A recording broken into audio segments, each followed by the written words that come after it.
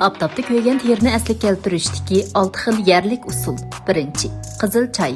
Yazda quyosh nuri kuchli bo'lg'achqa, aptapda birdamdila kuyib, qizirib ketamiz. Bu vaqtda qizil çayni muvofiq miqdorda chilab, lungini ho'l qilib yuzga tekkizsakmi bo'ladi. Cho'qim tekkizib turing, surtishga bo'lmaydi. Yuzdagi çay qurig'anda yana qayta tekkizib ho'l qilamiz. Çay tarkibidagi kiki ishqari issiqni so'mirib, terini asliga keltiradi. Agar kuyib yarlangan bo'lsa, çay yupurmiqini bevosita yuzga chaplasaqmi bo'ladi. Ikkinchi, asal aloy shirnisi.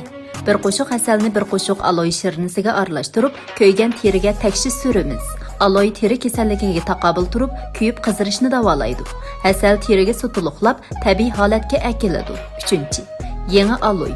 Yangi aloyning postini aqlab, to'g'rab, to'nglatquda muzlatamiz. Andin kuyib yarlangan o'ringa qo'ysak bo'ladi. To'rtinchi, achchiq suv. Achchiq suv tarkibidagi sirka kislotasi kuyib yarlanish va yallig'ni unumli davolaydi. Talkushni achchiq suv bilan namdab, kuyib yarlangan yerga qayta tekkizsak bo'ladi. 5. Qatiq. Tarkibidagi foydali zamburuqlar tabiiy qolgan bo'lib, kuygan terining asli kelishiga yordam beradi.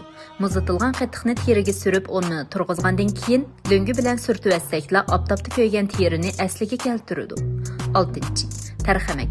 Yangi tarxamakni to'g'rab kuygan teriga chaplaganda, teriga sutuluqlab kuygan zaxmlangan o'rinning asli kelishiga yordam beradi. Yoki tarxamak shirnisini chiqarib, to'nglatib, palkuch bilan yuzga sursakmi, unumi yaxshi bo'ladi.